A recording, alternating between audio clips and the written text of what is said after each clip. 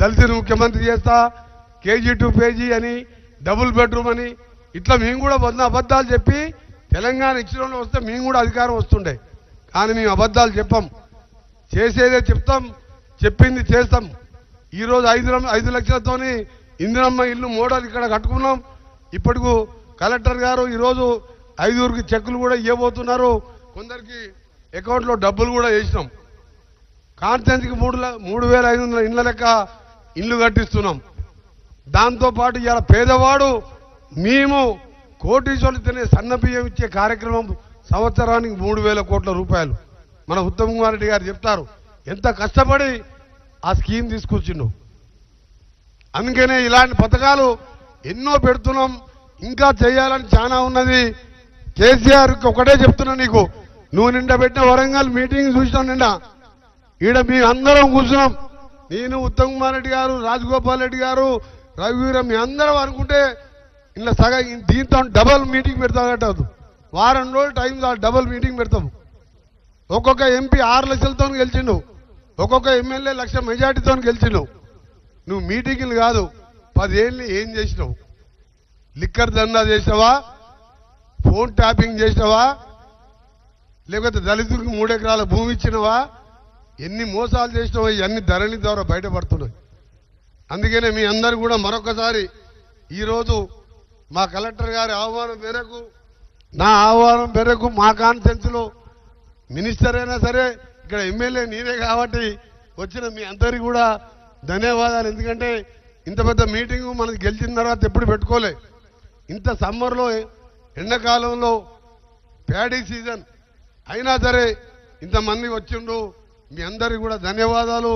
దాంతోపాటు ఇంకా కూడా ఎండలో జాగ్రత్తగా ఉండాలని, త్వరలోనే కొన్ని హాస్పిటల్స్ కూడా అన్నీ కూడా మనం పునరుద్ధరించుకొని అన్ని ఫెసిలిటీస్ కలిసే విధంగా కార్యక్రమాలు చేస్తాం.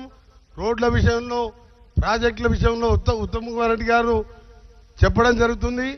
ఆర్ఎన్బి శాఖ ద్వారా దాదాపు ఇప్పటికీ 1,600 కోట్ల రూపాయలు ఇప్పటికి శాంక్షన్ చేయడం జరిగింది.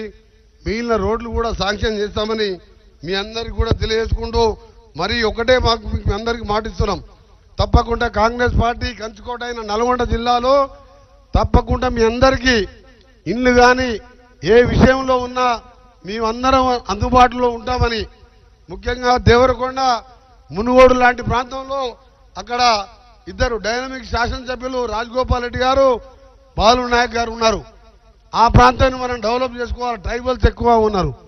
ఇక్కడ రఘువీర్ రెడ్డి గారు ఇక్కడ ట్రైబల్స్ సంబంధించిన విషయంలో అన్ని కూడా ప్లాన్తో ముందుకు పోతాం.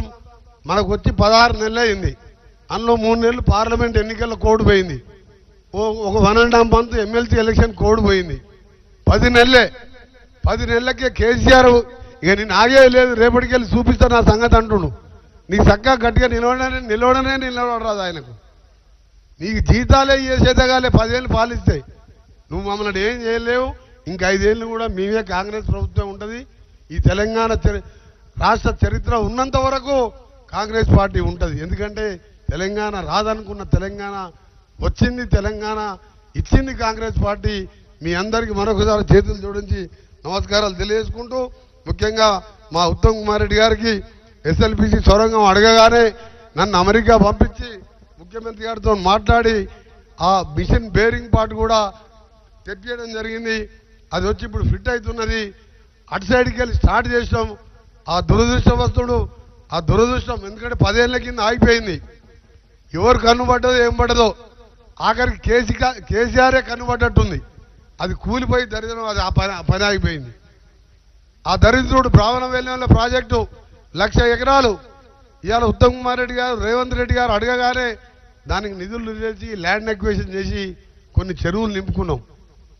ఈ విధంగా మూసీ ప్రాజెక్టు కానీ, గన్నమల్ల కానీ అన్ని ప్రాజెక్టు పూర్తి చేస్తామని తెలియజేసుకుంటూ, ఈ బిల్డింగ్ని కూడా ఒక మోడల్గా అన్నికి వసతులతోని ఒక మోడల్ బిల్డింగ్గా దీన్ని నిర్మించడమే కాదు, ఇక్కడికి వచ్చే వారికి ప్రతి ఒక్కరికి కూడా మీకు పని అయ్యే విధంగా మంచి కలెక్టర్ గారు, ఆఫీసర్స్ అందరూ కూడా మంచి టీం ఉన్నది మనకు.